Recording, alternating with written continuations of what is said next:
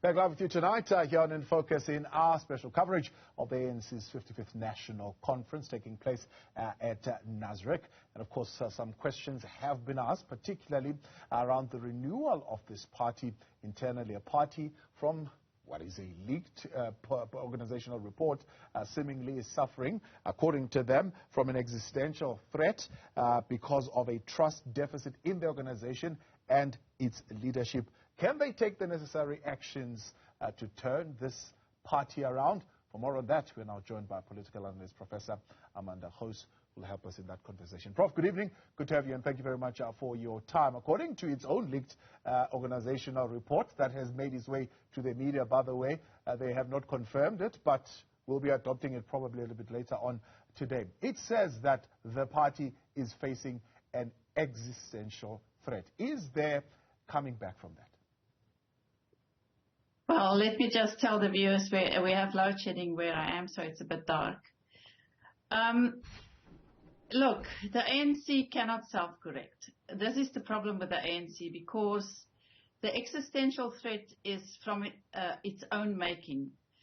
There's a fusion between the party and the state. So in order for the party to self-correct, it also needs to entangle itself from the state, and that's not possible. So the corruption that it is, implicit in and have been colluding with for years, is very difficult to turn around. And in that sense, what would a self-correction look like? We've seen that, the biggest problem here is that if President Cyril Ramaphosa has to step aside, who can take his place? And there's really nobody who's not been implicated in corruption in one way or another. So, even if it claims that it can self-correct, there's no possibility of doing that. So this particular report says over the last period, a number of years, which we are talking about here, the Integrity Commission was asked to clarify the concept of integrity, which culminated in the development of an ethical framework document. This important document was submitted to the NEC, but the Integrity Commission remains unclear whether it was discussed, distributed throughout the organization, as was the intention. That statement on its own tells you how seriously this party, this organization, takes questions of integrity. Yes, exactly. How is it possible that the party doesn't know, that the Integrity Commission doesn't know what happened to its report?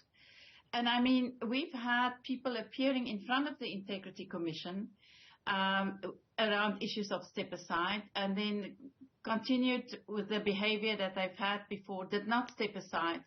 And if we see now who are candidates on the different slates for the different positions, many of them have been previously accused of corruption or actually been found guilty of corruption. How is it possible that Tony Yengeni, after having served a prison sentence, is making a comeback?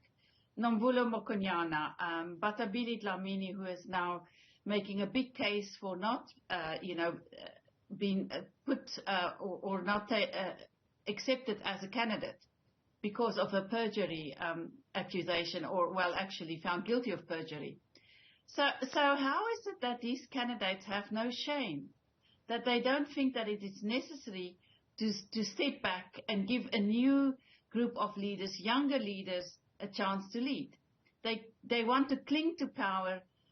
They always, cling to this idea that they have a struggle history, even though this struggle is now long in the past.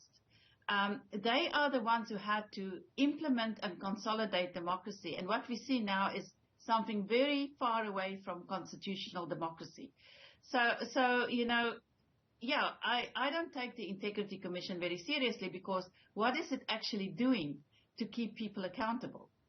Now, there is, of course, phrases like Renew 2022, which is a campaign really that has been driven by some senior members in the party, the likes of Derek Hanekom, the likes of Mondli Gungubele.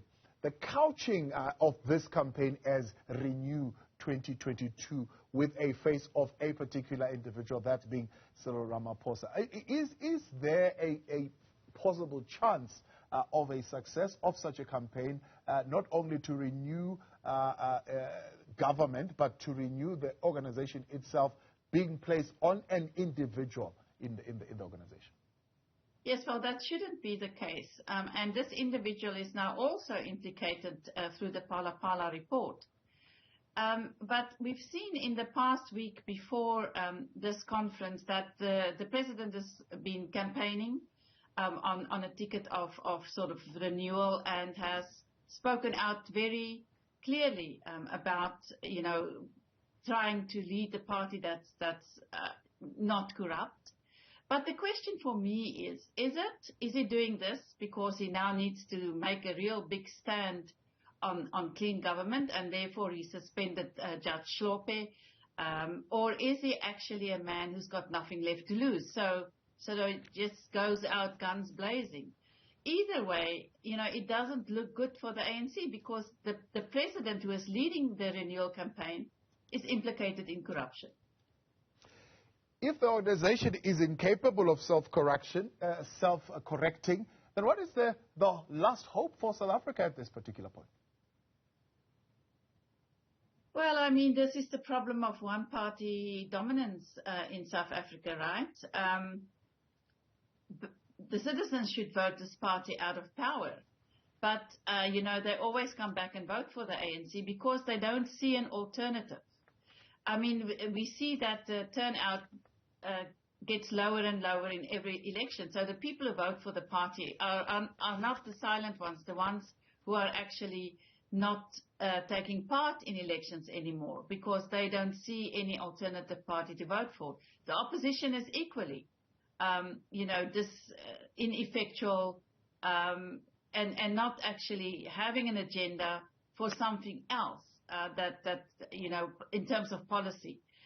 So what we see is a problem of having an alternative party to vote for. So, and your question is a good one. So, if the ANC can't self-correct, what comes in the wake of the ANC? Well, the ANC may split, but would that help us? I don't think it would. So we are really in a very dire situation as the citizens of South Africa because we've got the ANC to vote for. And it's a party that's really very bad at governance at this point. We are not being governed in this country. I mean, here I sit in the dark. We are having load shedding for 4.5 hours now.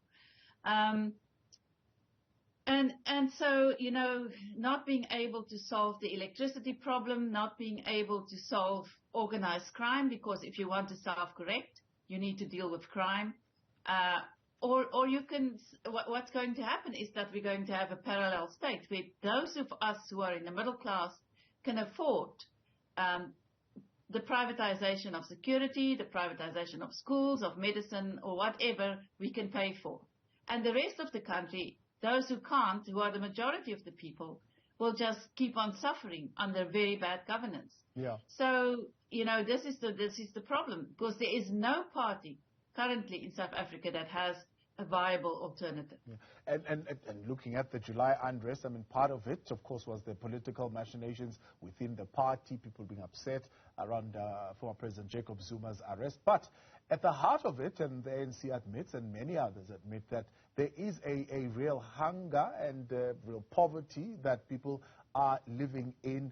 And therefore, I'm just saying, Prof, the idea of a parallel state is also not necessarily a good way to go, especially if you're going to have millions of people living in squalor, then no one would really have any kind of protection and any form of security. But you mentioned the question of opposition parties and a incoherent strategy or even policy direction as far as opposition parties are concerned. And we are seeing, for example, in areas where coalition governments are happening in municipalities, more instability than that kind of direction actually helping those municipalities. Would a weak ANC with a fusion of opposition parties be a thing that we want to see, especially at national level?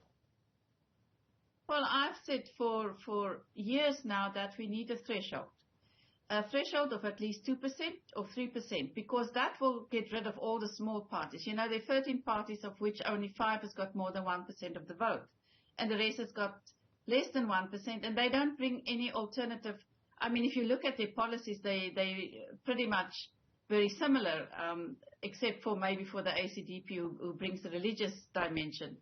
But if you get rid of the smaller parties and you force the opposition to actually amalgamate some of that report and try to find, a common ground on alternative policies, or at least just saying that they will implement policy better than the ANC, that may help. But, this very fractured opposition is really not helping. And then you have the populist in the EFF who is so opportunistic. They use every slightest opportunity they can get to turn it into some type of drama that's really not helping. They fuel the flames of racial polarization, and all kinds of policies that's really not very viable when you look at them closely. So yeah, I just think that there needs to be a far more amalgamated opposition. Political analyst Professor Amanda Gouws, we appreciate your time. Thanks so much for coming on and joining us tonight.